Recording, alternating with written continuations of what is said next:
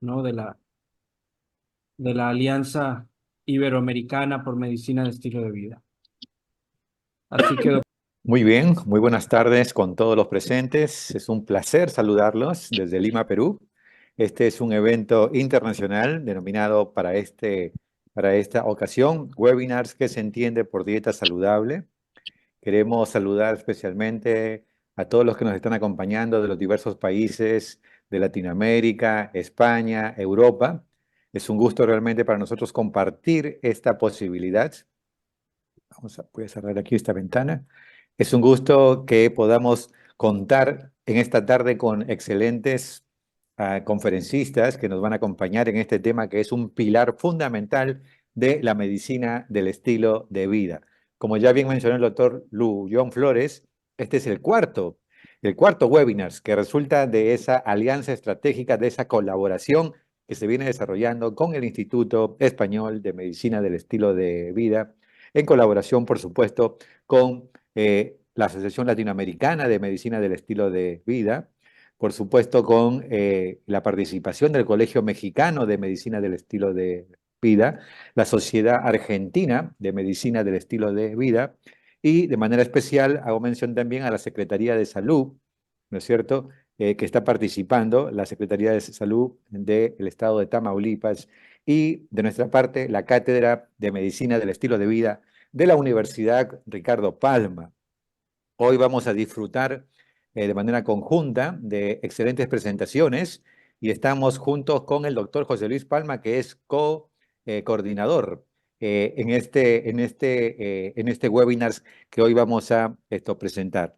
Así que los objetivos de este webinar es básicamente compartir las experiencias, las herramientas, los avances, las actualizaciones que hay en relación a este pilar de la medicina del estilo de vida, que es la alimentación, la nutrición, que tiene un peso especial dentro de los 8 pilares de la Organización Europea de Medicina del Estilo de Vida y dentro de los 6 pilares del Colegio Americano de Medicina del Estilo de Vida, ya que el peso, si queremos darle un peso dentro de los pilares, la alimentación, la nutrición, juega un rol fundamental, superando el 40 al 50% del peso global. De esta forma, entonces, tengo el gusto de compartir conjuntamente con el doctor José Luis Palma, del Instituto Español de Medicina del Estilo de Vida, quien es director del Instituto Español de Medicina del Estilo de Vida, y por supuesto, también saludar afectuosamente al doctor John Flores, quien será también un conferencista en esta tarde desde la Secretaría de Salud del Estado de México. Y por supuesto, tenemos también a la maestra María Quindelán. La maestra María Quindelán es coordinadora de proyectos y actividades científicas en el Instituto Español de Medicina del Estilo de Vida. Cuenta con una maestría en nutrición clínica y ciencias de los alimentos de la Universidad de Barcelona. Y también tendremos, por supuesto, la participación desde Argentina de la licenciada Marcela Manuza, directora del curso de nutrición basado en plantas de la Facultad de Ciencias Médicas, Universidad de Buenos Aires. De esta forma, entonces, quiero ceder la palabra a nuestro distinguido colega, director del Instituto Español de Medicina del Estilo de Vida, doctor José Luis Palma. Adelante. Gracias, Johnny, por tus amables palabras. Permíteme, en primer lugar, que le dé la bienvenida a todos los que asisten a este curso, tanto desde el otro lado del charco, como decimos en España, desde los países latino-iberoamericanos y también del continente europeo, en especial de España, de Portugal y algunos otros países. Como bien, como bien decía Johnny, yo en primer lugar también quiero dar las gracias a nuestro colega, John Flores, por sus esfuerzos y por el trabajo tan extraordinario que como director del Departamento de Medicina de Estilo de Vida de la Secretaría de Salud Pública del Estado mexicano de Tamaulipas, pues nos inyecta siempre un vigor y un entusiasmo por este tipo de actividades que son dignas de todo elogio. Como bien decía el profesor Johnny de la Cruz, la medicina de estilo de vida se centra básicamente en el uso de intervenciones basadas en 8 pilares fundamentales. En el mundo anglosajón utilizan 6. Nosotros, desde el año pasado, en el Comité Científico de la Organización Europea de Medicina de Estilo de Vida, en el cual me honro en pertenecer, pues describimos 8, pero básicamente todo gira en torno a lo mismo. Son intervenciones basadas en la nutrición, en el ejercicio físico, la buena gestión del estrés, la reducción del consumo de tabaco, el alcohol y otras sustancias tóxicas, el fomento muy importante de las relaciones sociales, porque vivimos en un mundo muy interconexionado a través de las redes sociales y de Internet, pero nunca nos hemos relacionado más que o mucho menos que en este momento, y por tanto hay que fomentar esa conexión social, porque de ello se derivan múltiples beneficios para la salud. Con esta medicina de vida lo que se logra es tratar, prevenir e incluso revertir enfermedades crónicas no transmisibles, y como ya determinó la OMS en el año 2019, el 86% de las enfermedades crónicas tienen una base en un mal estilo de vida. Y es muy lamentable el dato de que personas mayores de 65 años tienen al menos 1, 2 e incluso 3 enfermedades crónicas derivadas de un mal estilo de vida. En España, por ejemplo, el 70% de las consultas que se producen en asistencia primaria tienen su base en síntomas motivados por un inadecuado estilo de vida. Dentro de este enfoque de la medicina, de los pilares de la medicina de estilo de vida, la nutrición, la dietética juega un papel absolutamente fundamental debido a sus múltiples beneficios para la salud. Hay mucha gente que dice que somos lo que comemos. Yo no lo niego, pero lo que sí suelo decir es que morimos por lo que comemos. Y por tanto hay que tener mucho cuidado con lo que se come para poder tener la mejor salud posible. Y esto incluye la mejora de la homeostasis metabólica, el control del peso, la reducción del riesgo de enfermedades metabólicas como el síndrome metabólico, la diabetes tipo 2, de las que se derivan enfermedades cardiovasculares, hipertensión arterial, de cáncer, etcétera, etcétera. Para ello, como decía el doctor de la Cruz, tenemos hoy 3 ponentes auténticamente de lujo. En primer lugar, hablará el doctor John Flores, que es especialista en medicina interna y diabetología, certificado por el Consejo Internacional de Medicina de Estilo de Vida. Fue presidente y promotor del Colegio Mexicano de Medicina de Estilo de Vida y actualmente se desempeña como director del Servicio de Medicina de Estilo de Vida en el Departamento de Salud Pública del Estado mexicano de Tamaulipas. El doctor Flores será el primero en tomar la palabra para darnos a conocer qué es lo que la población general interpreta como una dieta sana, para, en definitiva, contrastarlo con lo que debería de ser una dieta auténticamente saludable desde un punto de vista de los que realmente la conocen, que son los expertos, los cuales nos van a mostrar esta tarde lo que es una dieta saludable.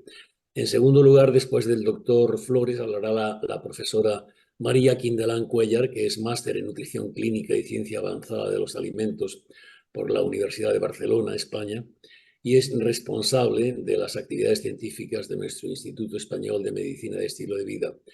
María nos expondrá muy didácticamente, como suele ser habitual en ella, la importancia de los compuestos antioxidantes de los diferentes alimentos y su impacto en la prevención de las enfermedades. Hoy hay una gran publicidad y se habla muchísimo de antioxidantes, pero es un concepto que muy poca gente conoce en profundidad y tampoco se sabe para qué sirven, muchos no saben para qué sirven, y ni cuáles son aquellos alimentos más ricos en antioxidantes. Pero todo esto nos los va a desvelar con una gran maestría María Quindelán. Y finalmente, la doctora Marcela Lanuza, que es licenciada en Nutrición Clínica y profesora de la Escuela de Nutrición y directora del curso de posgrado en Nutrición basada en plantas en la Facultad de Ciencias Médicas de la Universidad de Buenos Aires, que no podrá estar presencialmente con nosotros porque problemas con la agenda le obligaron a grabar su presentación, que oiremos con mucha atención, y responderemos en parte cuando se formulen preguntas en torno a la intervención de la doctora Lanuza, la cual es certificada, como decía, en Medicina de Estilo de Vida por la Universidad Ricardo Palma de Lima, en Perú, y por la Asociación Latinoamericana de Medicina de Estilo de Vida. También es coautora del documento de revisión sobre alimentación basada en plantas del Ministerio de Salud de la Nación Argentina y es fundadora también de la Sociedad Argentina de Medicina de Estilo de Vida y ha sido su presidenta hasta hace muy pocas semanas. La doctora Manuza nos enseñará todos los beneficios que podemos obtener siguiendo una dieta basada en plantas, de la que ella es una reconocida experta internacional. De manera que con esta introducción yo doy por cumplido mi objetivo y le cedo la palabra al doctor Lujon Flores para que él inicie su disertación sobre lo que es una dieta saludable según el concepto no solamente de la población general, sino sobre todo de los expertos en nutrición y dietética. Lujon, cuando tú quieras, por favor. Muchas gracias, José Luis, por esa generosa introducción y pues un saludo a cada uno de los que se han sumado en esta oportunidad para que continuemos aprendiendo juntos y ganando tracción. Este se considera el movimiento de mayor crecimiento dentro de las ramas de la salud y qué bueno que se quieran sumar. Pues voy a compartir pantalla. Y vamos a tratar en pocos minutos, de 15 minutos, es lo que acordamos, así que es todo un desafío, pero vamos allá, de hablar qué se debe entender como una alimentación saludable, como un patrón de alimentación saludable. Y pues creo que estaría bien comenzar con una definición. Y para ello, de alguna manera, uní conceptos de diferentes definiciones, algunos de ellos de agencias y de sociedades científicas que representan o de países representados aquí en este momento, como la Secretaría de Salud Federal de México, la Agencia Española de Seguridad Alimentaria y Nutrición, el Ministerio de Salud de Argentina, los Centros para el Control de Enfermedades, CDC, Comisión Lancet y la Organización Mundial de la Salud. Y en este esfuerzo de unir, ¿no?, estas diferentes definiciones, pues encontramos factores en común, como es lo siguiente: aporta una alimentación saludable, debe aportar todos los nutrientes esenciales y la suficiente energía para mantener la salud. Debe favorecer el crecimiento y desarrollo saludable de niñas y niños y debe servir para prevenir enfermedades como la diabetes, sobrepeso y obesidad, hipertensión arterial, enfermedad cardiocerebrovascular, algunos tipos de cáncer y la lista sigue y es bastante larga. Un punto que pienso que es necesario y muy importante tener en cuenta cuando hablamos de patrones alimentarios es el efecto que estos tienen sobre el medio ambiente, ¿no? Y es que no podemos seguir concibiendo la salud por separado, la salud del planeta en el que vivimos, de la salud de quienes lo habitamos, ¿no? Y es que un patrón, ha demostrado la ciencia que los patrones que son saludables para los humanos también lo son para el medio ambiente. Así que un patrón saludable es más sostenible desde el punto de vista medioambiental porque se asocia a menores emisiones de gases de efecto invernadero y a menor uso de agua dulce y de superficie terrestre, ¿no?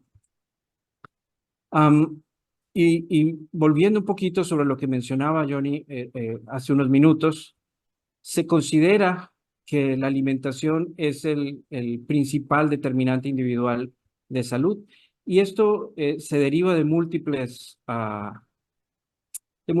bases de datos, ¿no? De publicaciones científicas y en pantalla pueden ver una de ellas, ¿no? La dieta es el factor o el principal factor de riesgo para la carga global de enfermedades y ustedes pueden ver cómo en este set de datos se aprecia que los riesgos asociados a la alimentación se lleva por mucho a tanto la mortalidad como los años perdidos por discapacidad y por mortalidad prematura en el mundo. Estos son datos a 2015. Y en un esfuerzo por tratar de ver esta data de manera más granular, pues nos podemos ayudar con esta publicación que sale en Lancet en 2019. Es un estudio que viene del grupo de la carga global de enfermedades del Instituto Nacional de Métricas en Salud. Y aquí se están estudiando los efectos sobre la salud de los riesgos a la alimentación, agregando y analizando datos provenientes de 195 países en un periodo comprendido entre 1990 y el año 2017.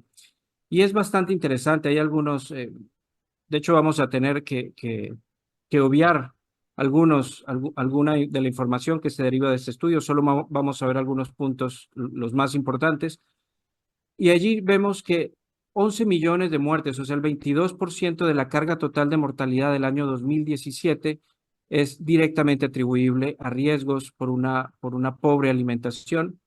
255 millones de días perdidos por discapacidad o por mortalidad prematura se atribuye directamente a la dieta.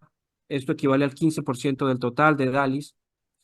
Y la principal o el principal grupo de condiciones o enfermedades relacionadas con la dieta son las cardiovasculares. En segundo lugar, cáncer, enfermedad oncológica. Y en tercer lugar, la diabetes.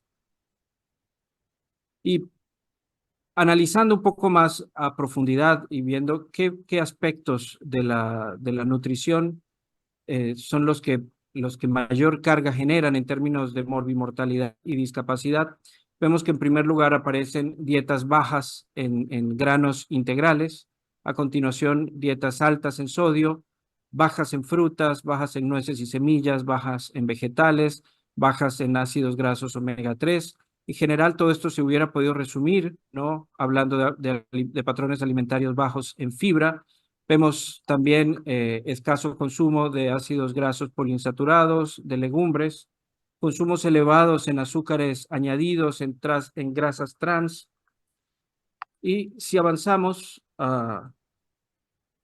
en este ejercicio de revisar los diferentes nutrientes por regiones del mundo, regiones del globo, pues vamos a encontrar algunas cosas bastante interesantes. Vemos como el consumo de frutas, aquí a la derecha donde estoy señalando, ¿no? El espectro que está en color verde es lo que se considera la meta, ¿no? De consumo de frutas al día, y vemos como en ninguna región del mundo se está cumpliendo con este consumo sugerido, ¿no? Las regiones que más se acercan son el Caribe y la América Latina tropical.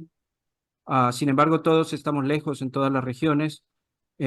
La siguiente gráfica es el consumo de vegetales, ilustra el consumo de vegetales y vemos que del consumo sugerido de 350 a 360 gramos por día de vegetales, la única región en el mundo que cumple con esta recomendación es Asia Central. Vemos que Europa Central se aproxima un poco junto con el norte de África. El consumo de legumbres es algo bastante importante. De hecho, los estudios de las zonas azules han resaltado el valor del consumo de legumbres. Vemos como en el Caribe, nuevamente en América Latina tropical, en el sur de Asia y en algunas regiones del África se cumple con el consumo sugerido de legumbres, incluso en algunas se sobrepasa, pero en el resto del mundo el consumo promedio es bajo. Y ya que estamos conectados desde México, pues mencionar que en Sanud, publicado el año pasado, la Encuesta Nacional de Salud y Nutrición, puso de presente un dato que nos resulta bastante preocupante y es, ellos documentan cómo el consumo en México de legumbres, que es un alimento tradicional, es un alimento fundamental en la dieta de los mexicanos, ha tenido una disminución realmente drástica en los últimos años. Y actualmente alrededor del 6% de los mexicanos están consumiendo al menos la recomendación diaria de legumbres por día. La siguiente categoría de alimentos son granos integrales y vemos como aquí la situación realmente dista mucho de lo que debería ser. El consumo de granos integrales en todas las regiones del mundo es muy bajo y esto se considera el principal riesgo alimentario a nivel global. Siguiente, consumo de nueces y semillas también es muy bajo. Está muy por debajo de lo recomendado. Y vemos el consumo de fibra, que muchos estaremos de acuerdo en que puede resumir la calidad de una dieta si uno sabe cuánta fibra está consumiendo una persona. Y vemos como en general en ninguna región del mundo se llega a un consumo mínimo de 24 gramos, que podríamos argumentar que 24 gramos al día todavía es bajo, pero vemos como el promedio anda por los 11 o 12 gramos de fibra en las diferentes regiones del mundo. Y ahí estábamos hablando de los alimentos sugeridos, de los cuyo consumo se ha relacionado con salud y bienestar. Y ahora vamos a hablar de los alimentos desaconsejados, aquellos de los que con frecuencia se abusa y podemos ver cómo el consumo de carne roja el promedio en el mundo supera el consumo máximo sugerido y hay regiones del mundo donde por mucho se supera ese rango. La carne procesada, vemos también cómo el promedio excede al consumo máximo sugerido. El consumo de bebidas endulzadas, lamentablemente, en la mayor parte del mundo excede a lo tolerable. Realmente, pues, fíjense ustedes cómo lo recomendado está muy cerca de cero. Y en el grupo de las grasas trans, pues también hay regiones del mundo donde el consumo excede por mucho el máximo sugerido. Y tenemos aquí a la derecha el consumo de sodio. Y bueno, como era de esperarse, el promedio de consumo en el mundo es muy alto, de alrededor de 6 gramos, un poquito menos de 6 gramos al día, y excede por mucho el rango sugerido de consumo al día, ¿no? Venden algunas conclusiones de, de estos datos que estamos viendo. Dice, aunque el impacto de factores individuales de la dieta cambian o varían en diferentes países, el consumo subóptimo de 3 grupos de alimentos, como son los granos integrales, las frutas, por su consumo deficitario, y el sodio por sobreconsumo, dan cuenta de más del 50% de la mortalidad prematura y del 66% de los años perdidos por discapacidad o por mortalidad prematura. Esto es algo realmente preocupante. Sin embargo, en estos mismos datos hay esperanza, ¿verdad? Porque son todos factores fiables. Los hallazgos sugieren que la dieta subóptima es responsable de más muertes que cualquier otro factor de riesgo global, incluyendo el tabaquismo, y de esta manera subrayando la necesidad urgente de que mejoremos los patrones de alimentación en todo el mundo. Debido a las limitaciones de tiempo que tenemos, pues no vamos a poder revisar muchos estudios, así que se me ocurrió que podríamos recurrir a algunos de los filtros que existen. Así que les quiero compartir el ranking de las mejores dietas para este 2024. Esto es un ejercicio que se hace desde varios años, lo patrocina o lo financia una editorial y tiene criterios que son interesantes de cómo se eligen las dietas que salen en este ranking, ¿ok? Aquí participan 43 expertos en nutrición, deben ser reconocidos, que representan a múltiples sociedades científicas y universidades, deben ser independientes, o sea, no tener conflictos de interés económico. Hay representados en este panel de expertos diversidad de puntos de vista, ¿no? En lo que se refiere a nutrición. Y se busca reconocer la importancia de las influencias culturales, étnicas y económicas relacionadas con la alimentación. Así que, pues primero mencionar que por 7º año consecutivo, el patrón mediterráneo de alimentación ha sido elegido como el número 1, como la mejor dieta en general. Y voy a devolverme un poquito para que ustedes puedan ver cuáles son las 8 dietas que rankearon de primeros. Tenemos la dieta mediterránea, una dieta DASH, la dieta MIND, la de Clínica Mayo, la flexitariana. Y hay algo muy interesante y es que estas 8, y bueno, si siguiéramos viendo hasta el 10 y más, pues algo que es necesario mencionar es que todas estas tienen múltiples factores en común, ¿no? Todas son variaciones de un tema principal. Y vamos a ver cuál es el resumen, ¿no? Cuáles son los factores que comparten todos estos patrones alimentarios. Primero, no restringen grupos enteros de alimentos ni tienen reglas complicadas. Segundo lugar, ponen énfasis en alimentos integrales poco procesados, haciendo énfasis en frutas, vegetales, granos integrales y leguminosas. No requieren preparaciones complicadas ni ingredientes rebuscados y difíciles de conseguir. Y recomiendan reducir o disminuir el consumo de azúcares añadidos y en general de alimentos ultraprocesados. Así que estos bien pueden ser 4 factores a tener en cuenta cuando elegimos nuestro patrón alimentario y cuando como profesionales de la salud que estamos representando aquí al gremio de la salud, pues cuando hacemos recomendaciones de índole nutricional. Bien, y avanzando un poco, pues viendo la evidencia, las guías de práctica clínica de diferentes sociedades científicas, pues habíamos visto que las principales preocupaciones en salud en el mundo, pues es la cardiovascular. Aquí podemos ver las guías del Colegio Americano de Prevención Primaria de Enfermedades Cardiovasculares y en lo que tiene que ver con nutrición, miren ustedes lo que dice aquí. Un patrón o una dieta saludable debe enfatizar el consumo de vegetales, frutas, nueces, granos integrales, proteínas, ya sean de origen vegetal o animal, magras, y disminuir el consumo de grasas trans, carnes rojas, carnes procesadas y carbohidratos refinados junto con bebidas endulzadas. Avanzamos rápidamente.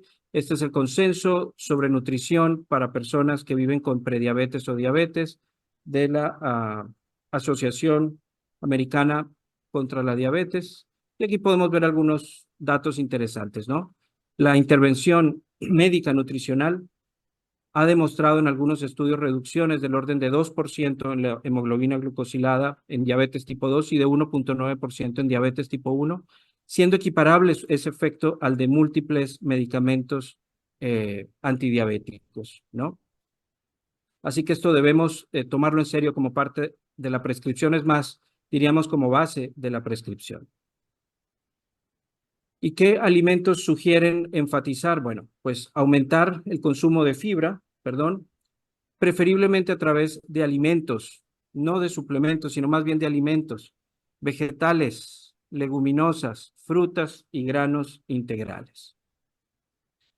Y por último, hacer mención al cáncer. La Asociación Americana para Investigación contra el Cáncer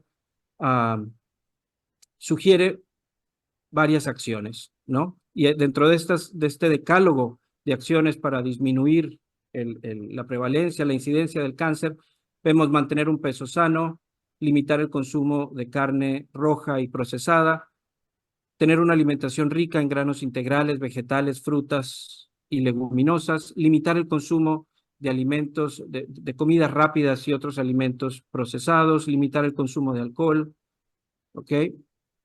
Para madres, lactancia materna, vemos como la mayoría de las recomendaciones respaldadas por la ciencia para prevenir la enfermedad oncológica tienen que ver con una alimentación saludable y dentro de esa alimentación saludable los factores comunes que ya mencionamos, ¿no?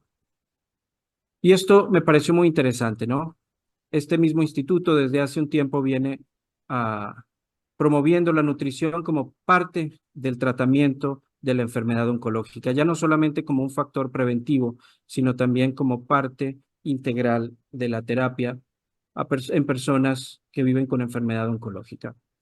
Y en la vida real, a nivel poblacional, ¿qué podemos ver? Bueno, pues lo más expedito, lo más a la mano, y en tiempos donde el conocimiento sobre las zonas azules ya se ha popularizado, pues mencionar algunos factores que comparten los habitantes de diferentes zonas azules, ¿no? En lo que tiene que ver con alimentación pesada en plantas, ¿no? Predominante con alimentos derivados de plantas, entre menos procesados mejor, y mención especial merecen las legumbres, ¿no? Y aquí vemos las guías alimentarias extraídas de lo que sabemos de las dietas azules, ¿no? Son dietas pesadas en carbohidratos porque pues las plantas se clasifican dentro de esta categoría de macronutrientes. Y es un poco más de lo que ya habíamos mencionado.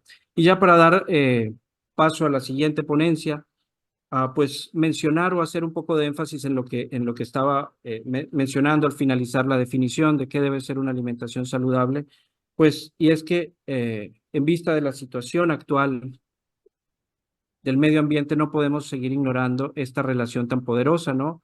Y para eso comparto algunos datos que nos llegan o que extraemos del trabajo de la comisión Eat Lancet, ¿no?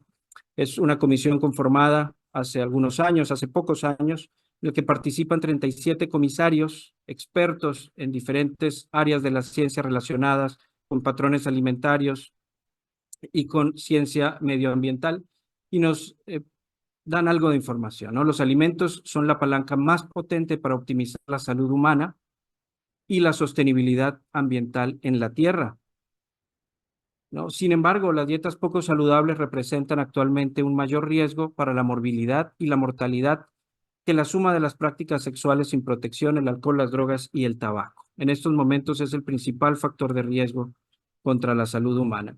Sin embargo, la producción mundial de alimentos amenaza la estabilidad climática y la resiliencia del ecosistema, y es el mayor impulsor de degradación medioambiental y transgresión de los límites planetarios. Es algo que nos debe dejar pensando bastante.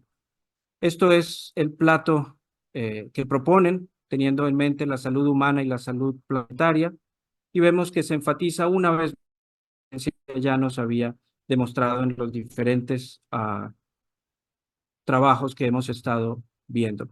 Son diferentes platillos de acuerdo a diferentes culturas y lugares en el mundo que se ajustan con los límites comprendidos dentro de la salud planetaria, donde se intersecta con la salud humana. Una conclusión del trabajo de la Comisión ICLANCET es esta. La transformación de dietas saludables para el 2050 requerirá cambios sustanciales. Necesitamos duplicar el consumo de frutas, verduras, nueces, semillas y legumbres y disminuir al menos en un 50% el consumo de la carne roja y los azúcares añadidos. Me gusta esta frase de Brillat Savarin, quien es recordado como el primer experto en culinaria en el mundo, ¿no? Y él dijo esto: el destino de las naciones depende de la manera en que se alimentan, y ahora agregaríamos que el destino del planeta también. Así que agradezco mucho por su atención y por el momento es todo por mi parte.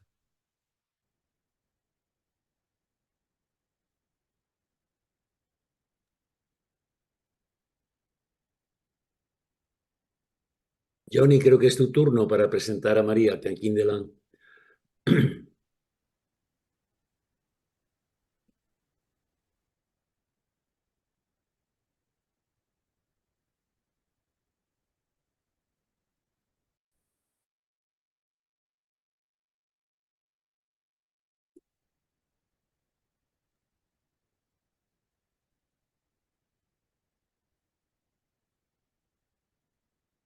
Bueno, parecía que estaba bloqueado el audio, pero ya podemos. Gracias, doctor John Flores, por esta magnífica presentación en esta primera parte del webinar del día de hoy. Y a continuación tengo el placer de presentar a María Quintelán Cuellar, eh, quien es máster en nutrición clínica y ciencia avanzada de los alimentos por la Universidad de Barcelona, España. Es responsable de las actividades científicas del Instituto Español de Medicina del Estilo de Vida, con amplia experiencia en el tema, y por supuesto nos va a ilustrar en relación al tema de los suplementos. Adelante, por favor, María. Buenas tardes a todos, encantada de estar hoy con todos. Lo primero, quería agradecer la invitación a toda la organización y por supuesto a los asistentes que hoy nos acompañan.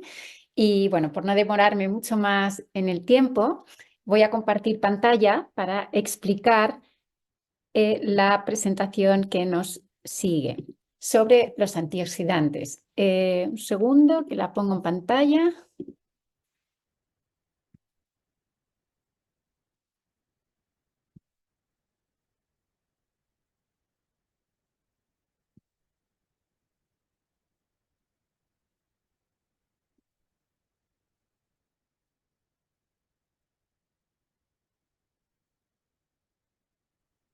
Ya está, ¿verdad? ¿La pueden ver?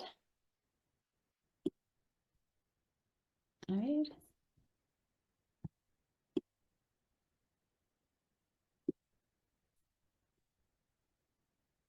¿Me confirman que la están viendo? ¿No?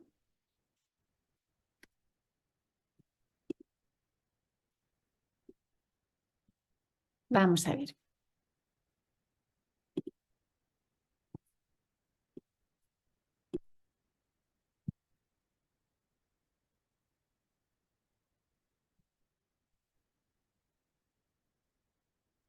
¿Ahora?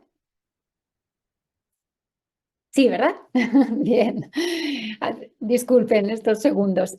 Ya estamos. Vamos a hablar de los antioxidantes en la dieta precisamente porque, como bien decía el doctor Palma, en la actualidad estamos impactados por muchísima información sobre alimentación saludable y los distintos compuestos. Y más allá de las dietas de moda o de las tendencias para tratar y prevenir determinadas patologías, los antioxidantes son un protagonista de estos impactos mediáticos que recibimos.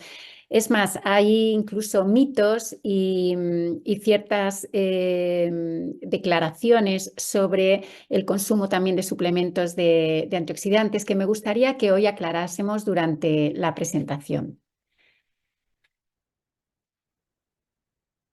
Por supuesto, vamos a hablar primero de este contexto en el que nos encontramos, que lo ha explicado perfectamente el doctor Ruillón. Ya conocemos la dinámica en la que estamos viviendo. A ver, perdón, porque... Nosotros le estamos compartiendo la pantalla para que no tenga ningún problema. Ah, por eso no puedo yo avanzar, ¿verdad? Porque... Pero cuando usted nos dice, se las vamos cambiando. Vale. Sí, el caso es que no me deja avanzar. Vamos a ver. Ahora sí. Bien. Ahora sí. Ya lo lamento que no está. Bueno, vamos a ver. La Organización Mundial de la Salud ya nos está avisando, lo veíamos perfectamente en las gráficas del doctor Lullón, ¿no? Solamente, en este caso, el 14% de la población mundial consume actualmente suficientes cantidades de frutas y verduras, que son una de las fuentes, como vamos a ver, naturales de antioxidantes para el organismo. Además, también nos declaran que más del 25% de los adultos no realiza la actividad física que necesita el cuerpo. Todo esto nos produce una carencia, ¿no? Un desequilibrio que estamos demostrando que está directamente relacionado con factores como esa dieta que hemos visto pobre en vegetales y en alimentos ricos en fibra y antioxidantes, esa exposición constante a factores ambientales y a situaciones de estrés y, por supuesto, a ese estilo de vida actual de sedentarismo. Y sin duda hay una correlación directa con el riesgo de enfermedades crónicas como el cáncer, enfermedades cardíacas y neurodegenerativas. Y esto es una evidencia que ya nos lo dicen las fuentes y la propia Organización de la Salud. Bien.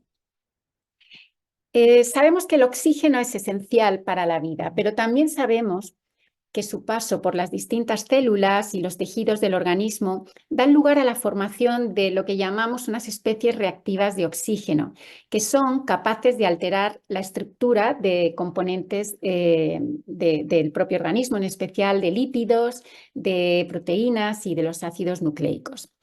Esta producción, cuando se excede, digamos que la capacidad de neutralizar por parte de los sistemas antioxidantes de nuestro cuerpo ya no es la misma. Entonces se favorece el desarrollo de estas enfermedades crónicas que, como mencionábamos, afectan al sistema cardiovascular, al sistema nervioso, incluso las implicadas en el desarrollo de ciertos tumores.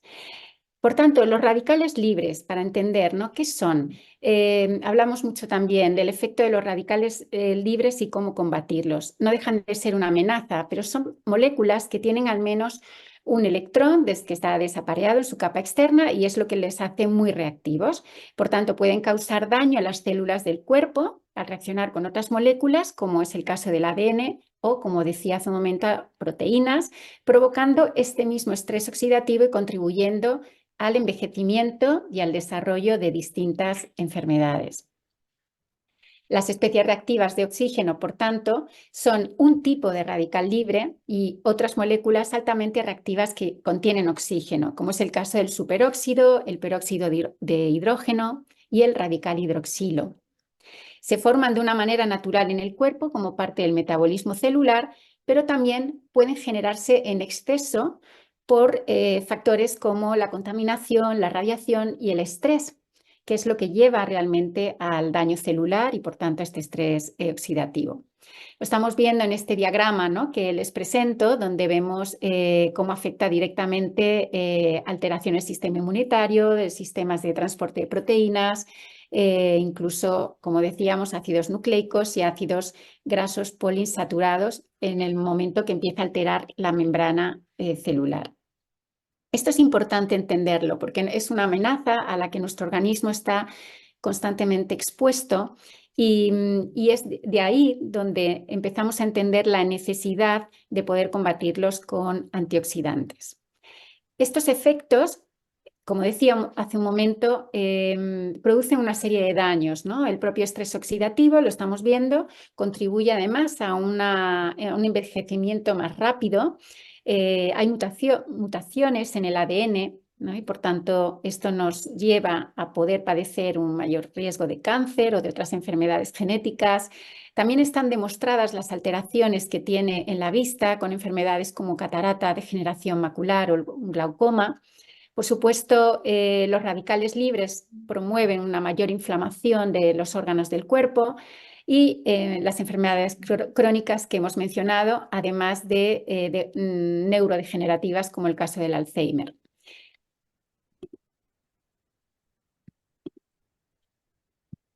Bien.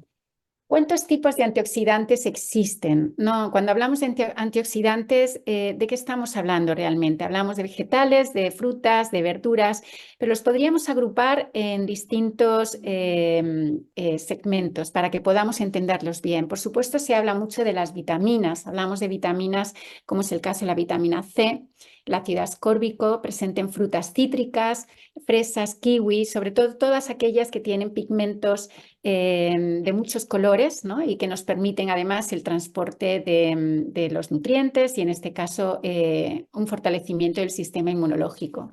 Otra de las vitaminas antioxidantes protagonistas es la vitamina E, que es tocoferol, y lo podemos encontrar principalmente en aceites vegetales, en aguacates, en nueces, en semillas y también en granos enteros. La vitamina A, fundamental, ¿no? Ahora veremos las funcionalidades que tienen cada uno de ellos. ¿Dónde la podemos encontrar? La vitamina A, betacaroteno, es abundante sobre todo en vegetales de pigmentos de color naranja, como es el caso de las zanahorias, las batatas, y también en verduras de hoja verde oscuro, como puede ser el caso de las espinacas, y en frutas anaranjadas o amarillas, como los mangos y melones. Otro de los grupos de antioxidantes más importantes son los flavonoides y los ácidos fenólicos, y los podemos encontrar seguramente en la exposición siguiente sobre plantas. Se hablará, ¿no?, de la importancia que puede tener el consumo de ciertas plantas como puede ser el té verde, ¿no?, y los flavonoides también de la uva, incluso del cacao. Y bueno, volvemos otra vez a los granos enteros, nueces y semillas. Son compuestos fundamentales también para poder combatir esos radicales libres y estrés oxidativo. Y asociados además a una ralentización del proceso natural de envejecimiento.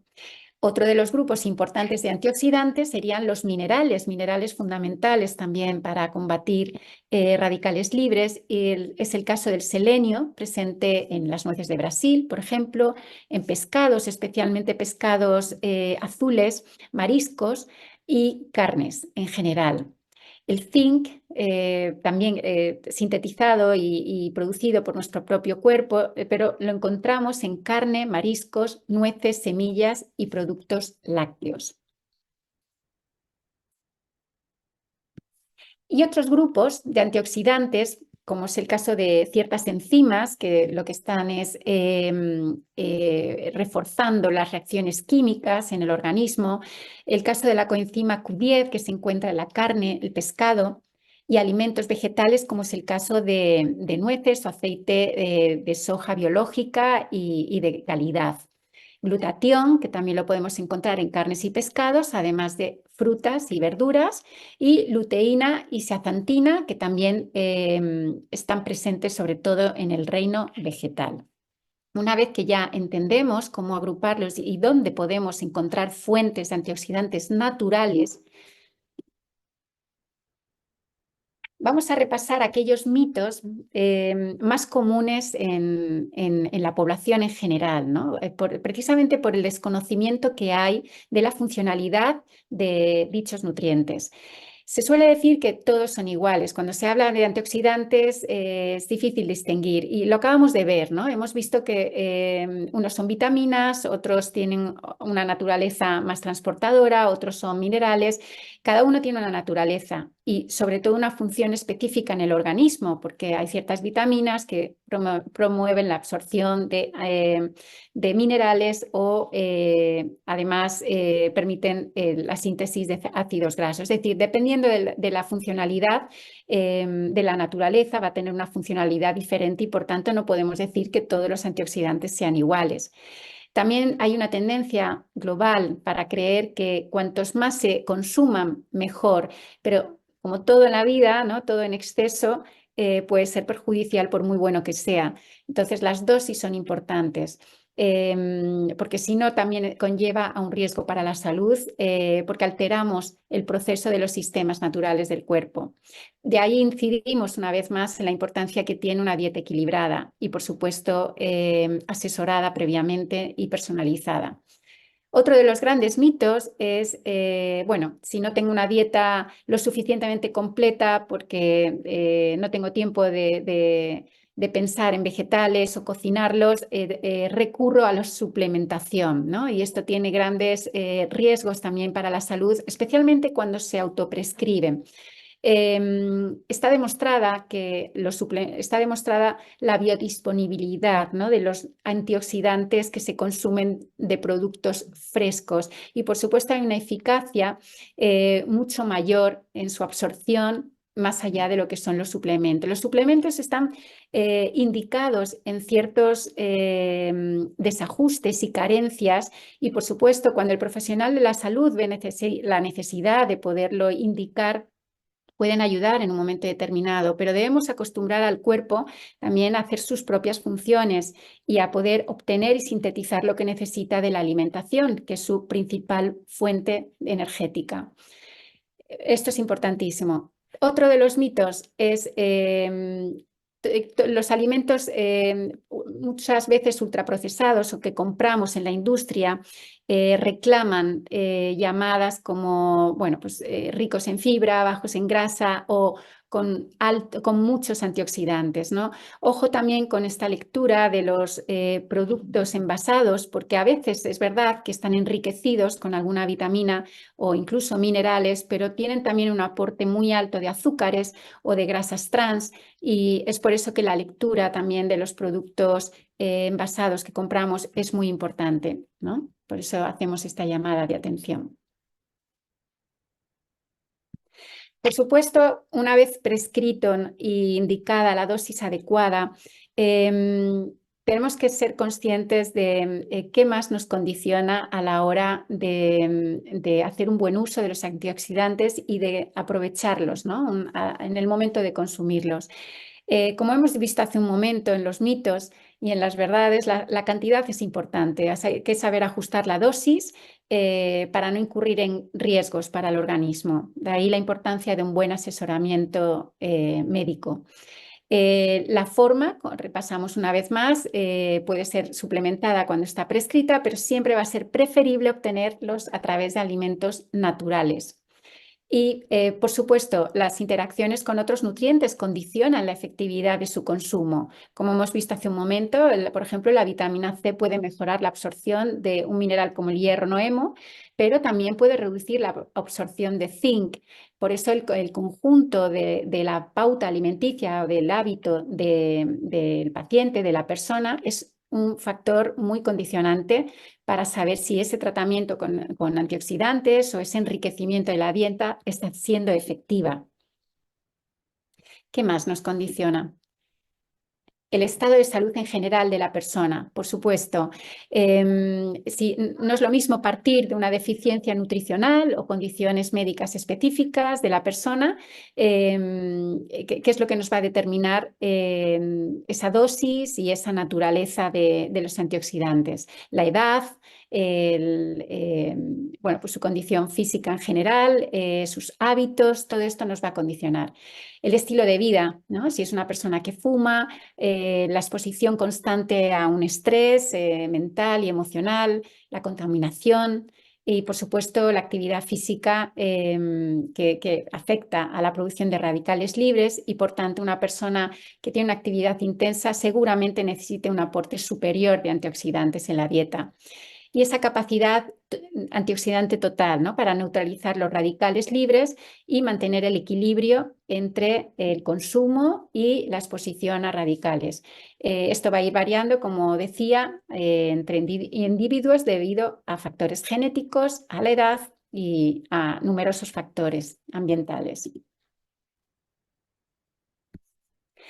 Y lo más importante, una vez que entendemos qué tipos de antioxidantes existen, cómo podemos indicarlos adecuadamente, de qué depende su efectividad a la hora de incluirlos, qué medidas podemos tomar desde medicina de estilo de vida para incorporarlos de una forma eficiente.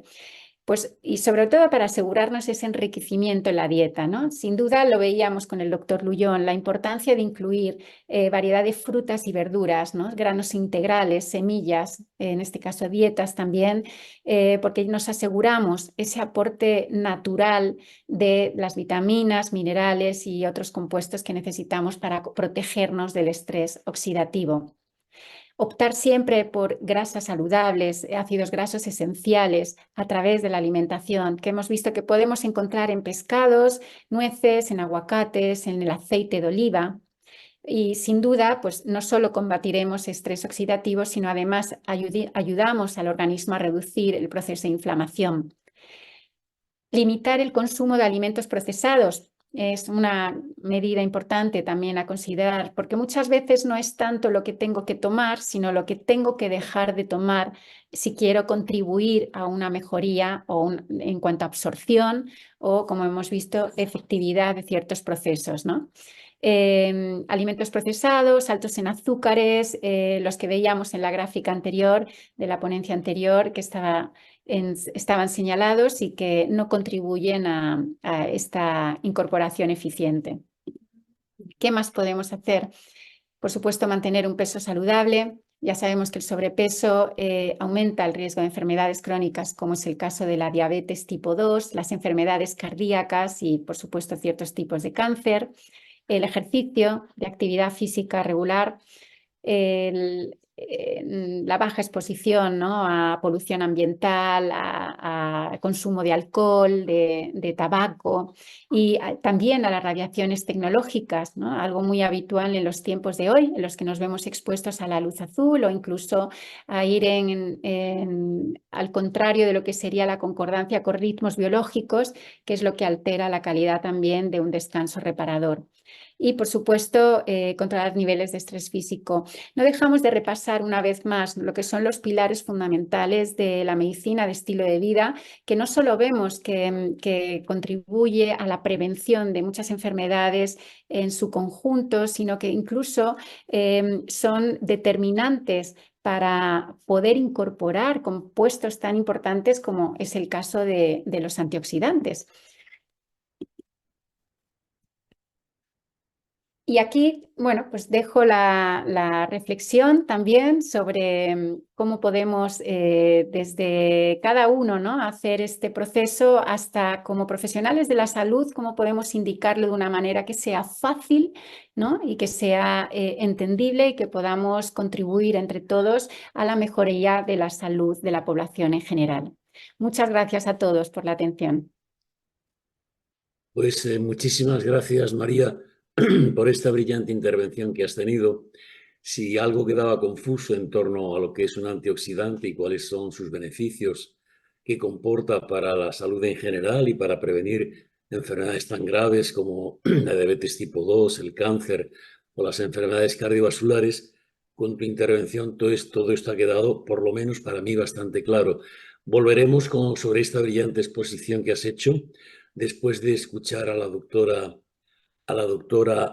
Marcela Manuza, que va a intervenir, como dije al principio, a través de una videoconferencia por problemas de agenda, de manera que yo pido a los servicios técnicos de la Secretaría Técnica de Tamaulipas que nos faciliten el vídeo de la doctora Marcela Manuza. Desde aquí le agradecemos su presencia y le deseamos el mejor de los éxitos. Muchas gracias. Hola, buenas tardes, ¿cómo les va? Es un gusto para mí saludarlos desde aquí, desde Argentina. Muchísimas gracias por la presentación y por la invitación al Instituto Español de Medicina de Estilo de Vida, a mi querida LALMA, la Asociación Latinoamericana de Medicina de Estilo de Vida, al Colegio Mexicano de Medicina de Estilo de Vida, a la Secretaría de Salud de Tamaulipas, en especial al doctor Lullón Flores, con quien desde hace algunos años ya compartimos muchísimas actividades internacionales por la medicina del estilo de vida. Un saludo muy especial a los otros disertantes de este webinar, a nuestro querido doctor Johnny de la Cruz Vargas, que tanto nos inspira hacia la medicina del estilo de vida, con quien también hemos compartido muchísimas actividades, formaciones académicas y congresos de medicina de estilo de vida, al doctor José Luis Palma, también un saludo especial, y a María Kindenland-Cuellar. Vamos a comenzar entonces.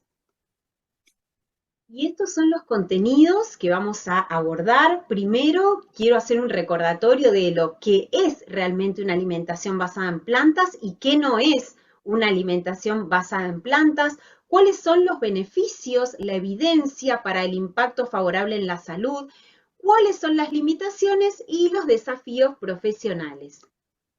Y para hablar de alimentación basada en plantas, primero tendríamos que comenzar por una buena definición. Hay muchísimas maneras de definirla, esta es solo una de ellas, y nos dice que la alimentación basada en plantas es aquella en donde se maximiza el consumo de alimentos de origen vegetal e integrales. Tendría que cumplir esas dos consignas, de origen vegetal, pero que a su vez sean integrales, sin procesar o mínimamente procesados.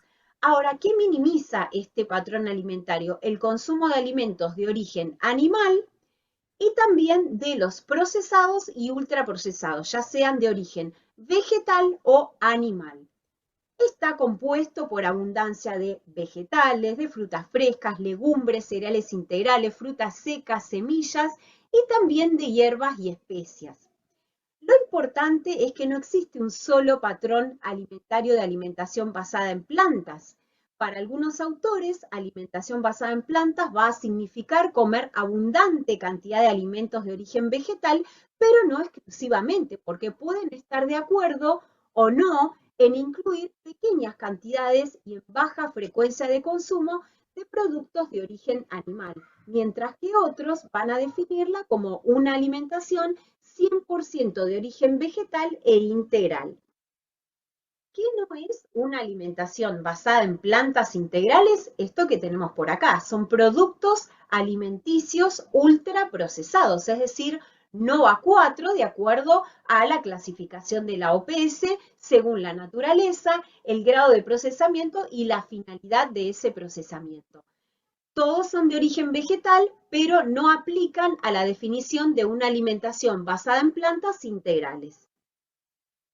Quisiera repasar que este tipo de patrón alimentario sí tiene evidencia detrás y avales de organizaciones médicas, científicas, de varios profesionales de la salud. La clásica es la de la Academia de Nutrición y Dietética en su último documento de posición del año 2016, pero también hay posicionamientos europeos como el de la Sociedad Italiana de Nutrición Humana, y en Argentina recientemente hemos tenido una publicación muy importante desde el Ministerio de Salud de la Nación a finales del año 2023. Es un documento de revisión sobre alimentación basada en plantas, vegetariana y vegana, que hemos trabajado desde el año 2021 y finalmente se pudo publicar a fines del año 2023. Es un documento muy lindo de revisión, hemos trabajado mucho para poder colocar la evidencia de último momento que tenemos ahí. ¿Y qué nos va a decir?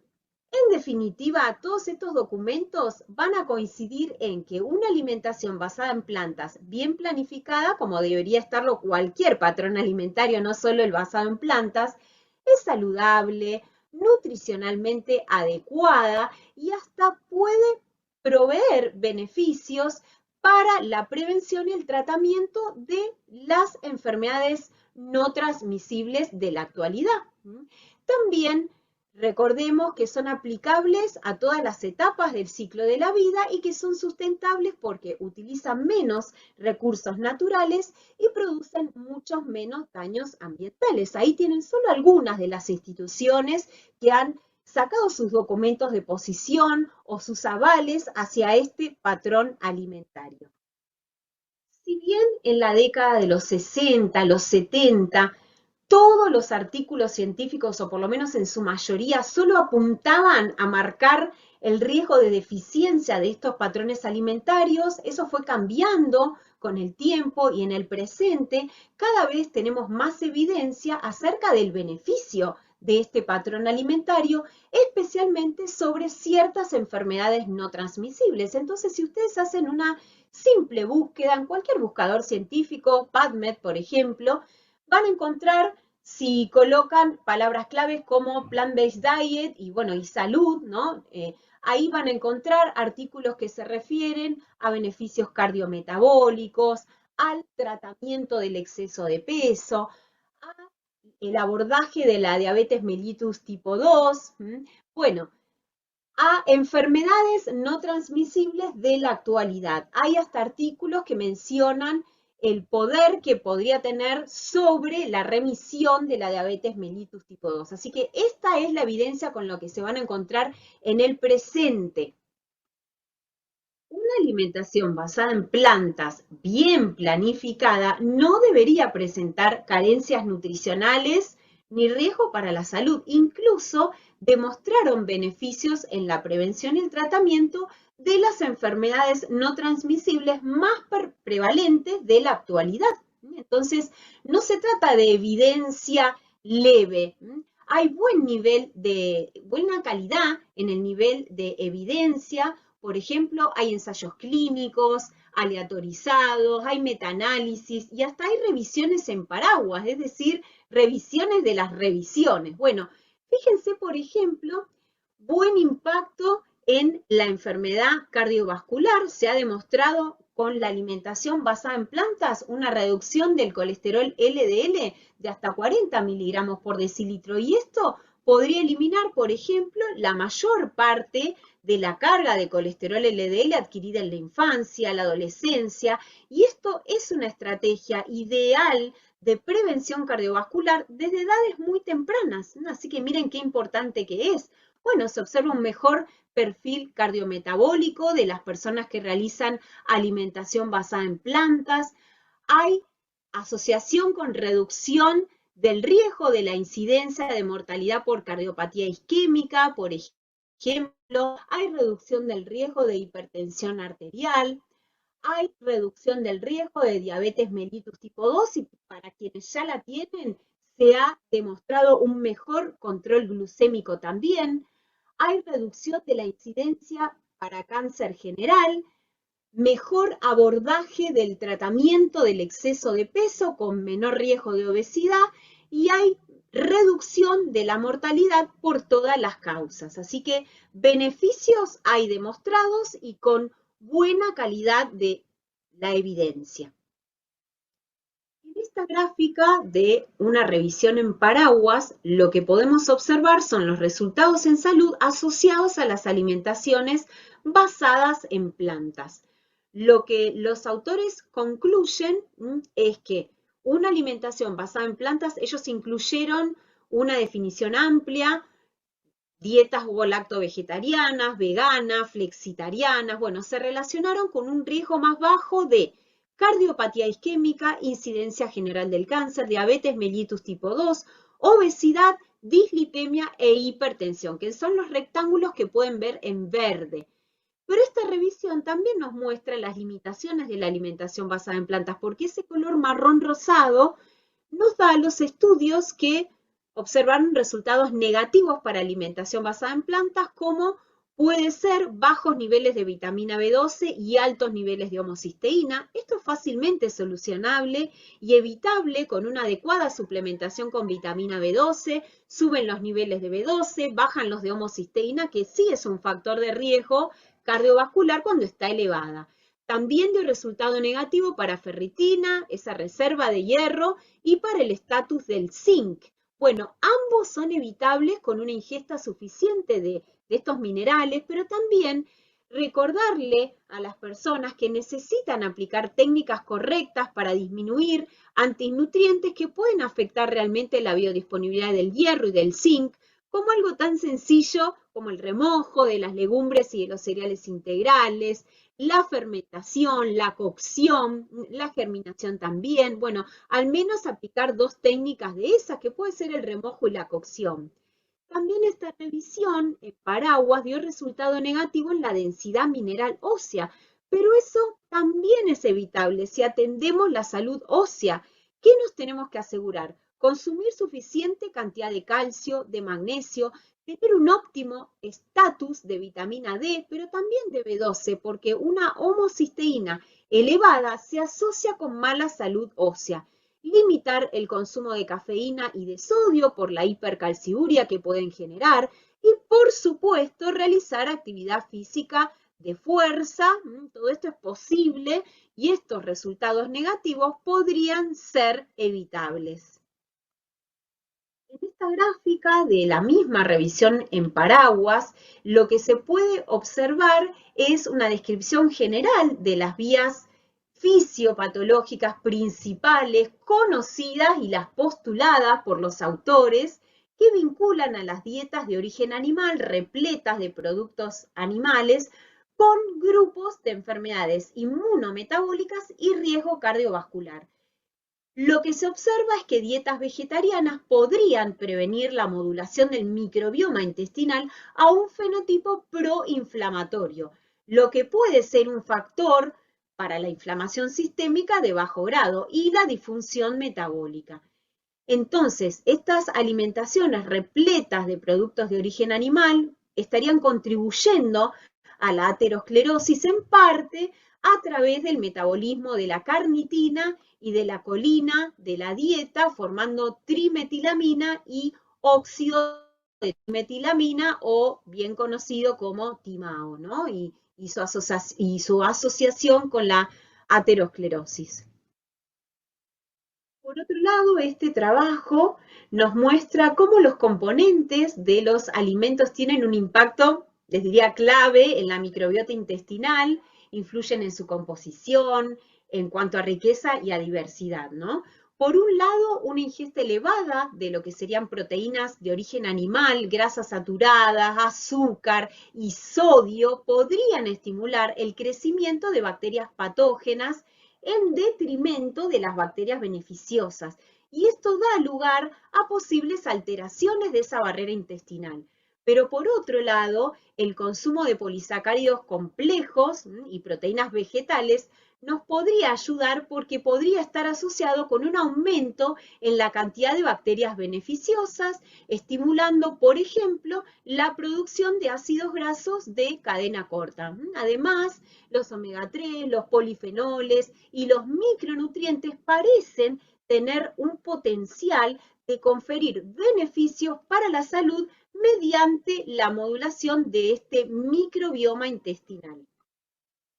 Algunos otros factores potenciales y etiológicos que se proponen en la salud cardiovascular son que las alimentaciones basadas en plantas tienen más fibra, más fitoquímicos antioxidantes y más nitratos. A su vez tienen menos ácidos grasos y nulo o poco colesterol, menos hierro hemínico, menos TIMAO y menos productos de glicación avanzada. ¿Qué ocurre con la diabetes mellitus tipo 2 y con la obesidad y la alimentación basada en plantas? Bueno, estos otros trabajos revisados, ellos proponen mecanismos que podrían explicar el efecto beneficioso en estas patologías. Entonces, por ejemplo, ejemplo, una alimentación basada en plantas baja en grasas podría mejorar el control glucémico, porque por su capacidad para reducir la acumulación de lípidos en el músculo, en el hígado. También puede mejorar la función de las células beta por aumentar la secreción de insulina. Esto puede resultar en un efecto potencial para la reversión de la disfunción de las células betas, insulinoresistencia en personas que ya tienen diabetes mellitus tipo 2. También la alimentación basada en plantas es efectiva para la pérdida de peso, principalmente por dos efectos en general como más relevantes. Primero es el aumento en la ingesta de fibra y la reducción del consumo de grasas. Con esto se reduce consecuentemente la densidad energética de la alimentación. En segundo lugar, el incremento del metabolismo postprandial, y esto aumenta el efecto térmico de los alimentos. Esto está medido por calorimetría indirecta. Así que miren qué importante. Sabemos que tanto la grasa intrahepática como la que se encuentra en los músculos es determinante para la insulinoresistencia. Al bajar esta grasa, mejora la insulinosensibilidad y mejora la glucemia. Con respecto a la pérdida de peso, que debería ser mayor al 10%, esto es clave para lograr lo que se propone como remisión de diabetes mellitus tipo 2. Sin esto no ocurriría. ¿Qué ocurre con el cáncer? Bueno, contamos con el Fondo Mundial para la Investigación del Cáncer, la WCRF, donde, examinan cómo la dieta, la alimentación, el peso y la actividad física afectan el riesgo que tenemos de desarrollar o de sobrevivir al cáncer. Esto es parte de una dieta nacional de organizaciones benéficas que, financian investigaciones sobre el cáncer e influyen en políticas de salud, por ejemplo. Entonces, pueden observar ahí que de todas las recomendaciones en general que dan para prevenir el cáncer, que las tenemos en esta rueda, varias se van a definir, se refieren a la medicina del estilo de vida, como la actividad física y la alimentación saludable. Y dentro de las 10 recomendaciones para prevención del cáncer, 6 se están refiriendo a lo que comemos y nos está hablando de alimentación basada en plantas. Si recordamos la definición, enfatiza en alimentos de origen vegetal integral y minimiza los alimentos de origen animal y ultraprocesado. Bueno, ¿qué nos dice la WCRF? Comer una dieta rica en frutas, verduras, legumbres, cereales integrales, es decir, enfatice en alimentos de origen vegetal y luego, nos recomienda limitar varias cositas ahí, ¿no? Como pueden observar. Nos dice que al menos consumamos 30 gramos de fibra, al menos 400 gramos de frutas y verduras todos los días. De ahí surgen los famosos 5 al día, que son 5 porciones de 80 gramos cada una entre fruta y verdura. Es muy fácil de llegar. Limitar el consumo de carne. No te está diciendo come más carne, no. Cuidado, limita la carne roja, la de vaca, la de cerdo, la de cordero, la de caballo, la de cabra, a no más de 3 porciones por semana, que en total te suben hasta 500 gramos en peso cocido. Y te dice, come muy poca o ninguna carne procesada, que se refieren a los fiambres, a las salchichas, a los embutidos, a los ahumados, a los salados, a los curados, entre otras.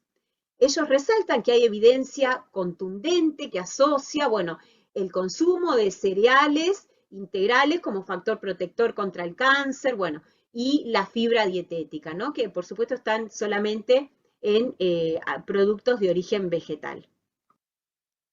Aquí podemos ver en este gráfico una asociación entre el consumo de proteínas animales versus vegetales y todas las causas de muerte. Como ahí pueden observar, a mayor consumo de proteínas vegetales hay menor mortalidad por todas las causas, y cambiar 3% de las kilocalorías totales de la carne roja por proteína vegetal se asoció con 34% menos de mortalidad por todas las causas. Y si era carne procesada, se reducida en un 46%. Quiero mencionar también estos desafíos que nos encontramos los profesionales de la salud que nos dedicamos a la alimentación basada en plantas, y uno de ellos son las redes sociales con mala o falsa información. El intrusismo profesional también. Bueno, ¿cuántas veces hemos leído que las legumbres son tóxicas? Bueno, hay antinutrientes que pueden eliminarse perfectamente a través de adecuadas técnicas. También hay profesionales de la salud, lamentablemente, que se mantienen escépticos, sin formación en alimentación basada en plantas, que desconfían, pero también infunden miedo y hasta hay actos de discriminación. Entonces, bueno, eso es fácilmente solucionable. Como profesionales de la salud que nos dedicamos a la alimentación basada en plantas, lo que podemos hacer es reforzar en cada consulta el trabajo sobre objetivos que tengan que ver con la salud ósea, esto de la ingesta de energía. La mala salud ósea se asocia con que las personas que hacen alimentación basada en plantas tienen, o en su mayoría, índice de masa corporal más bajo. Eso también se asocia con peor salud ósea. Bueno, revisar la ingesta de proteínas, de calcio, de magnesio, de sodio y cafeína, los ejercicios de fuerza, el estatus de vitamina D, de B12 también, una adecuada suplementación. En cada consulta, trazarlo como objetivo de trabajo. ¿Cuáles son esas técnicas para aumentar la biodisponibilidad del hierro y del zinc? Y revisar todos los pilares de la medicina del estilo de vida. ¿Cómo duerme esa persona? ¿Tiene un descanso saludable? ¿Cómo es su alimentación? ¿Es más bien basada en alimentos naturales mínimamente procesados o está repleta de ultraprocesados? ¿Sí? Bueno, ¿produjo un cese de hábitos tóxicos como puede ser el tabaquismo? ¿Tiene relaciones sociales positivas, hábitos saludables sociales? ¿Conoce técnicas para el manejo del estrés? Bueno, los 6 pilares de la medicina del estilo de vida tienen que estar atravesados en cada consulta. Y otro de los desafíos profesionales es formarse en alimentación basada en plantas. Si los desean, esas capacitaciones están en Argentina. Damos curso por ejemplo, en la Universidad de Buenos Aires tenemos la formación en alimentación basada en plantas, que es un curso a distancia que participan profesionales de varios países. También por la plataforma de Nutrinfo lo damos abierto a todos los profesionales de la salud, así que formación hay. Por último, me quiero despedir con unas palabras finales, recordando que las alimentaciones basadas en plantas son seguras y nutricionalmente adecuadas cuando están bien planificadas, que pueden tener beneficios en la enfermedad cardiovascular, especialmente cardiopatía isquémica e hipertensión, en el metabolismo lipídico, en la diabetes mellitus tipo 2, en la obesidad y en el cáncer. Recordar el concepto de que una alimentación saludable debe también ser una dieta sustentable, que con esta premisa cumple la alimentación basada en plantas, atender estas limitaciones que mencionamos, que son evitables, referidas a la salud ósea y al metabolismo de la vitamina B12, a su adecuada suplementación. Reforzar en cada consulta objetivos nutricionales sobre esto, de la salud ósea, la ingesta de todos estos nutrientes, de energía, de actividad física de fuerza, y controlar estatus de vitamina D, entre otros, y de B12 para lograr una óptima salud ósea. Y ahora sí, me despido, les agradezco mucha atención. Ahí abajo les dejo mis redes sociales, mi mail, y les quiero compartir esta foto que es de nuestra hermosa aula magna en la Facultad de Ciencias Médicas de la Universidad de Buenos Aires. Ahí me encuentro yo dando una conferencia sobre alimentación basada en plantas. Les mando muchos cariños y saludos desde aquí, desde Argentina. Bien, pues muchísimas gracias a la doctora Manusa por esta interesantísima disertación que ha hecho y que nos ha convencido, al menos a mí, sobre los beneficios que comporta con ciertas carencias nutricionales que se pueden corregir perfectamente bien, como ella ha dicho. Y con esto iniciamos la discusión. Johnny, es tu turno para dirigir la discusión. No tenemos muchos minutos, pero bueno, los pocos que tenemos los vamos a aprovechar para hacer las preguntas que el auditorium quiera presentarnos. Gracias, doctor José Luis Palma. Creo que han sido presentaciones magníficas. Hemos disfrutado realmente cada una de ellas. Hay varios mensajes importantes que podemos hoy remarcar y enfatizar. Y quizás podamos aperturar estos comentarios o preguntas dirigidos a nuestros ponentes, específicamente el doctor Lubión Flores y, por supuesto, también la magíster María Quindelán, ¿no es cierto? Eh, Me gustaría que nos comentes, doctor Lubión Flores, cómo podemos contextualizar los consejos de alimentación y nutrición saludable a la heterogeneidad de países, grupos que tenemos a nivel nacional e internacional. ¿Cuál sería la propuesta y la sugerencia? Porque, claro, los alimentos disponibles en México, en Centroamérica, en Latinoamérica y en diversos países también europeos, ¿no? Las estaciones. ¿Qué consejo podemos dar al equipo de salud que hoy nos acompaña de diferentes estos países, México principalmente, por supuesto, los profesionales de la salud y todo el público que está conectado o que va a ver este tipo de webinars que hoy tenemos en relación a las recomendaciones de la alimentación saludable? Muchas gracias por la pregunta. Es todo un desafío. Pues diría que hemos asistido por las últimas décadas a procesos de pérdida de soberanía alimentaria, ¿no? Alrededor del mundo. A partir de la década del 80 se ha documentado muy bien cómo al quedar los patrones de alimentación dependiendo de la economía global, ¿no? Y de las reglas del libre mercado, pues la nutrición en el mundo ha dependido más de intereses económicos y esto ha quedado muy bien documentado en la serie de los determinantes económicos de la salud publicada por Lancet recientemente. Así que en aras de poder recuperar patrones de alimentación saludables que cumplan con las características que se han mencionado en las diferentes ponencias de hoy, pues se hace necesario recurrir a los alimentos nacionales de la mayoría de los países que representamos, ¿no? En el caso de México es realmente lamentable cómo en muchas partes de México eh, se importa maíz, ¿no? La base de la alimentación en México, la dieta de la milpa, eh, pues recae o se apoya en el consumo de maíz y de frijol, ¿no? Y les mencionaba hace un rato, el 6% de los mexicanos están consumiendo la recomendación mínima diaria de consumo de leguminosas y el maíz que se está consumiendo mayormente es maíz importado. Entonces, necesariamente tenemos que pasar por recuperar la soberanía alimentaria. Esto se cruza también con la seguridad alimentaria, que es otro concepto realmente muy importante.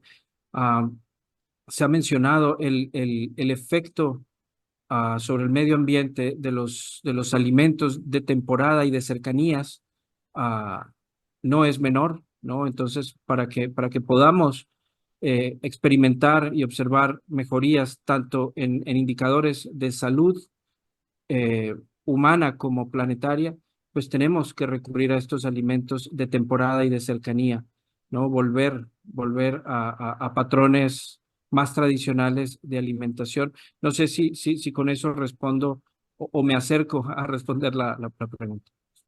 Gracias, por supuesto que sí. Justamente esto del consumo de maíz y de frijoles, ¿no? Brasil consume, por ejemplo, en un alto porcentaje todos los días frijoles, ¿no? Como fuente de proteína vegetal, que es sumamente importante, no solamente de proteína, sino de fibra. Y esa costumbre que se va perdiendo. En Perú, por ejemplo, solo el 10% de la población estaría cerca de las recomendaciones de las 5 porciones de frutas y verduras por día. Y esto se correlaciona con lo que presentó también, por supuesto, la magíster María Quindelán, ¿no es cierto?, en relación a menos del 12-15% de la población europea que también, o a nivel mundial, que estamos viendo con este punto. Creo que sería importante también mencionar que tenemos que conocer la realidad socioeconómica y política de los países, aprovechar al máximo los alimentos que se producen local y regionalmente. Creo que esto es muy importante tomarlo en cuenta y en ese sentido trabajar como organización, como sociedades, como academia, como universidades, es muy importante en la comunidad en general, pero por supuesto también a la comunidad profesional en salud. A mí, si me lo permites, Johnny, a raíz de la intervención que hizo John, se me ocurre una reflexión, vistas las gráficas hasta cierto punto dramáticas, pero muy elocuentes que él ha puesto en pantalla. Y a mí la reflexión que se me ocurre es que no es más rico el que mejor come, entendiendo por comer bien aquellos manjares que comían nuestros reyes de otras épocas y que morían víctimas de la gota y de otros procesos, pues estaban cargados de sustancias nocivas, de grasas saturadas, etcétera, etcétera, y falta de verduras, que eran comidas habitualmente de pobres. Hoy los que comen una dieta basada en plantas, básicamente, pues tienen menor incidencia de enfermedades crónicas no transmisibles, como las que estamos tratando aquí, y por tanto, pues eso nos lleva a la reflexión de que son los países que consumen en exceso. Oye, hace un siglo, por ejemplo, o quizá un poco más, el hombre moría de hambre y hoy, sin embargo, morimos por la superabundancia. Y en ese sentido, esa superabundancia cargada de productos nocivos, de grasas saturadas, de alimentos procesados y ultraprocesados, de falta de fibra, etcétera, etcétera, es lo que está llevando al hombre a la tumba, a pesar de que vivimos más años. En España, por ejemplo, a principios del siglo XX, las expectativas de vida para la mujer eran de 41 años y para el varón de 39. En un siglo hemos duplicado esas expectativas de vida, pero a costa de una calidad de vida pues no muy satisfactoria. Y a raíz de esto también me gustaría, aprovechando que desgraciadamente no está con nosotros Marcela, que ha dejado su conferencia en un excelente vídeo, preguntarle a María, la dieta basada en plantas se presenta hoy en día, sobre todo por los que participan mucho de ella, como una dieta fantástica, ideal, que evita enfermedades, que las ya existentes las puede mejorar. Pero luego en la práctica clínica, recomendar este tipo de dietas tiene su contrapeso, en el sentido de que muchos pacientes, cuando les recomiendas una dieta rica en legumbres, en verduras de hoja verde, etcétera, etcétera, se quejan de que tienen una tolerancia digestiva bastante pobre, porque producen una cantidad de gases tremendos, trastornos digestivos. Los que sois expertos en este tipo de dietas, ¿cómo nos aconsejaríais a los que no lo somos? ¿Cómo podemos hacer un equilibrio entre los trastornos gastrointestinales que pueden producir una dieta rica en legumbres, rica en fibra, rica en vegetales, para evitar ese tipo de problemas? Sí, gracias por la pregunta, José Luis. La verdad es que están implicados los sistemas de cocción. Es verdad que es un punto de partida interesante lo que propones, porque es cierto que cuando prescribimos una dieta más rica en vegetales, ya lo dice el propio plato de Harvard, ¿no? Que al menos el 50% de cada menú debería estar regido por la presencia de vegetales, siempre vienen estas mismas consultas, ¿no? Primero, el desconocimiento de todo el reino vegetal que existe, que por supuesto en la sociedad en la que vivimos hoy, pues no estamos educados para reconocer desde la infancia la gran variedad que hay en el mundo vegetal, y entonces muchas veces es por desconocimiento y se asocia simplemente a lo que es una lechuga, un tomate y una zanahoria, cuando el mundo vegetal es ampliamente grande, ¿no?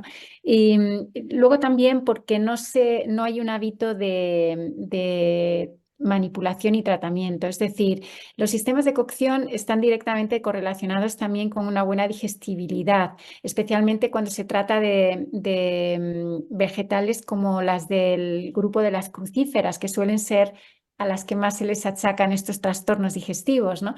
Y es porque hay que entender y hay que saber qué tratamiento darle a cada una de ellas en función de la condición física de cada uno.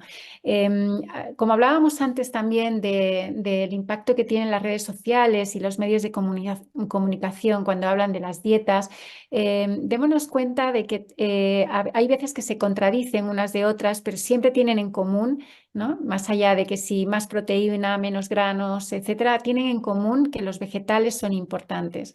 Y sin embargo no hablan ninguno de cómo hay que cocinarlos. Y esto es tremendamente importante, ¿no? No todo el mundo tolera bien los crudos, como es lógico, pero también es verdad que cuando cocinamos en exceso los vegetales perdemos una fuente de micronutrientes importantes. Entonces, tenemos que hacer una labor, los profesionales de la salud, importantísima en lo que empezamos ya a denominar medicina culinaria, con los básicos, ¿no? Es decir, bueno, poder dar acceso a herramientas simples en las que las personas vayan aprendiendo de una forma muy fácil a tratar el alimento, no solamente a saber identificar qué necesitan en cada caso, sino cómo tienen que cocinarlo y cómo tienen que consumirlo. Es parte del proceso, porque por mucho que yo tenga una indicación de qué alimentos me convienen, si no sé cómo tratarlos, no los estoy aprovechando y encima tengo ese efecto contradictorio, ¿no? Que es encima me sientan mal cuando me han recomendado que coma vegetales. Por eso creo que es una parte importante la de los sistemas de cocción. Yo no sé, me gustaría preguntar a cualquiera de vosotros tres esto sobre las características genéticas que van ligadas a la tolerancia a los alimentos. Nosotros, el animal humano está considerado como un ser omnívoro, pero también hay otros, como la doctora Manuza nos acaba de decir, que propone una dieta exclusivamente herbívora, mientras que otros pues, hacen una dieta fundamentalmente carnívora. A mí me gustaría saber si desde un punto de vista genético el cuerpo humano está preparado en los años que estamos viviendo para hacer una dieta absolutamente omnívora y si también está preparado para, para eliminar una dieta carnívora se puede sustentar con suficiente garantía siguiendo una dieta herbívora. No sé cuál sería vuestra opinión sobre esta reflexión que es más de carácter filosófico que fisiológico.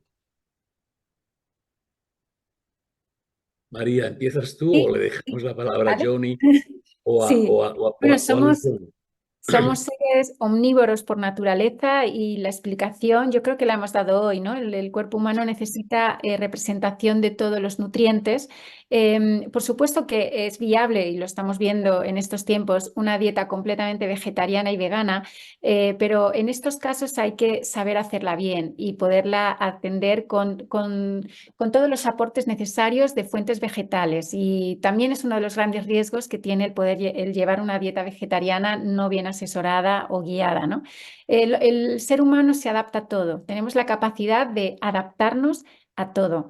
Y cuando en el ambiente, en el entorno en el que crecemos, ya predominan una serie de recursos, el cuerpo se adapta, el organismo se adapta y implica procesos orgánicos incluso y de nutrición en función de lo que el ambiente le está ofreciendo, ¿no?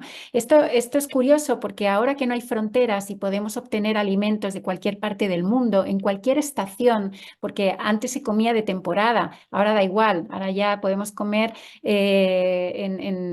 podemos comer en Europa frutas de Latinoamérica en pleno invierno y la naturaleza de esos alimentos no están equiparados a lo que el cuerpo necesita en ese momento. Aún así, el cuerpo se adapta. O sea, lo que quiero decir es que tenemos que ser un poco coherentes, ¿no? con el ambiente en el que crecemos, nos criamos y, por tanto, los nutrientes que necesitamos para podernos desarrollar en ese entorno. Y finalmente el cuerpo se adapta. Johnny, tú que eres el director de esta orquesta, cuando tú lo Muy, consideres muy oportuno, interesante. estamos muy fuera de límites, pero el tema está tan interesante que merece la pena seguir unos minutos más. Muy, muy breve nada más por el tiempo, pero me parece muy interesante, José Luis, lo que planteas.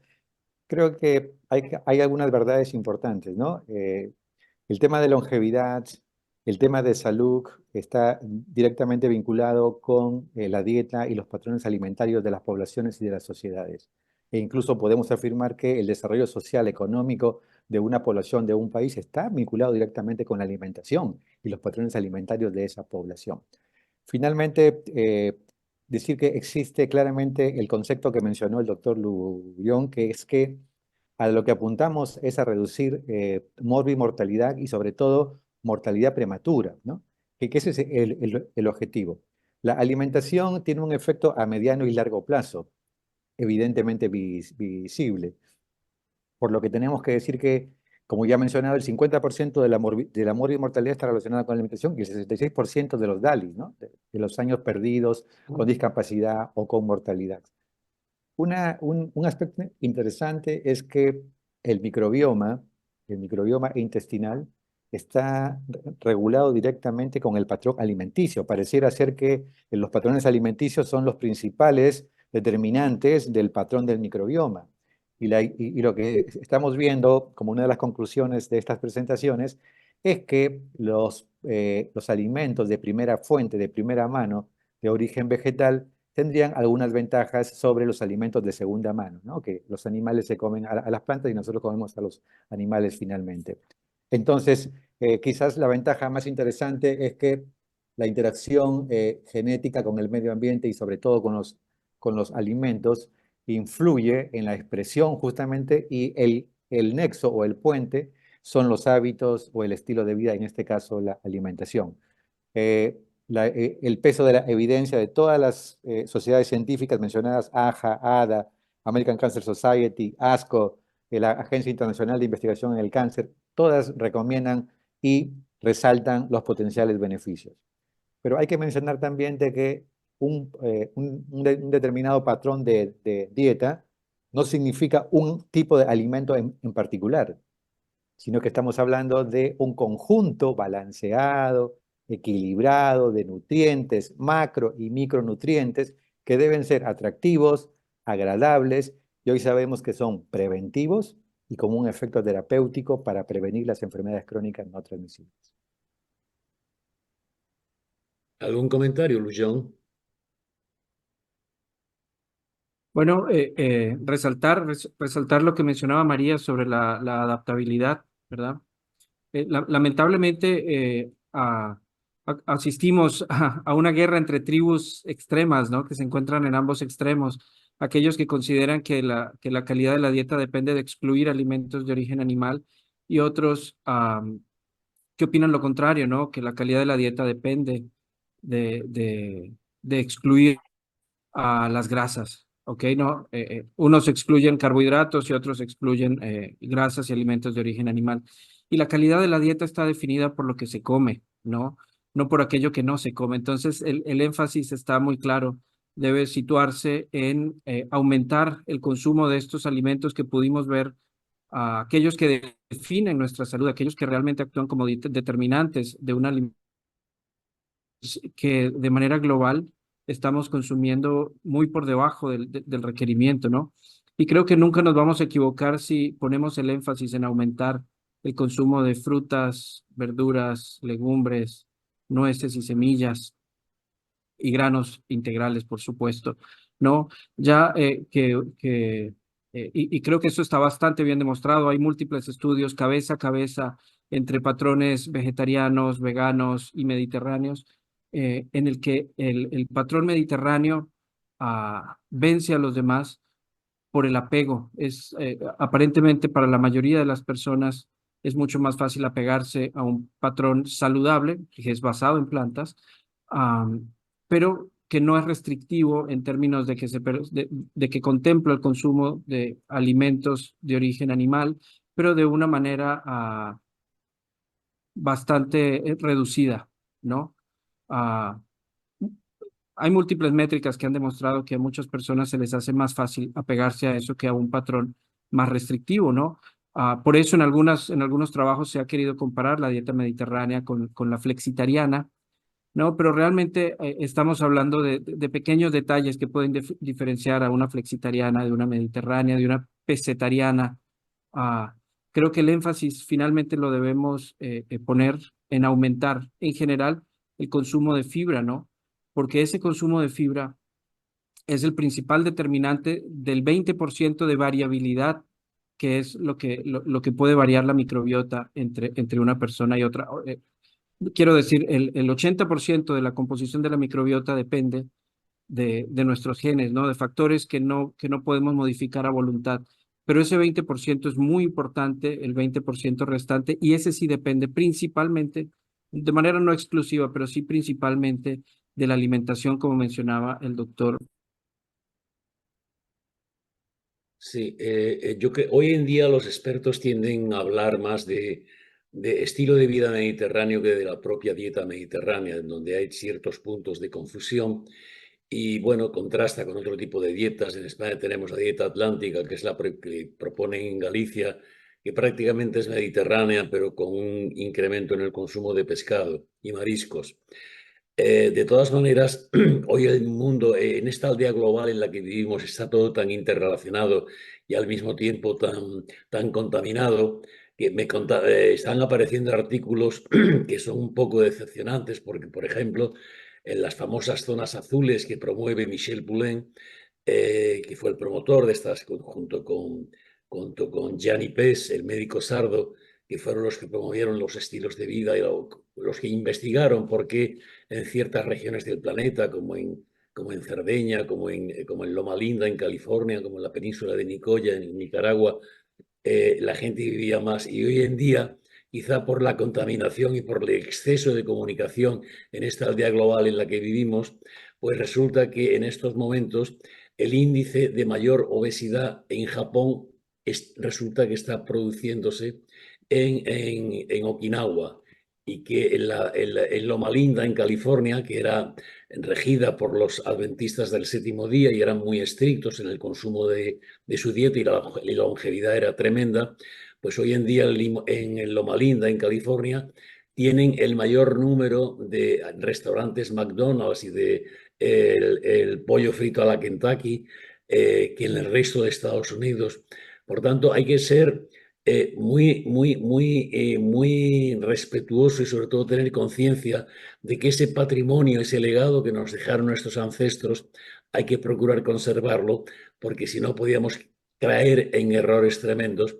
Y yo creo que esto como consejo final a este excelente webinar al que hemos asistido, pues sería decir, sigue los consejos más saludables, pero manténlos y no te dejes contaminar por cantos de sirena y por mitos como los que ha expuesto María Quindelán en su brillante exposición.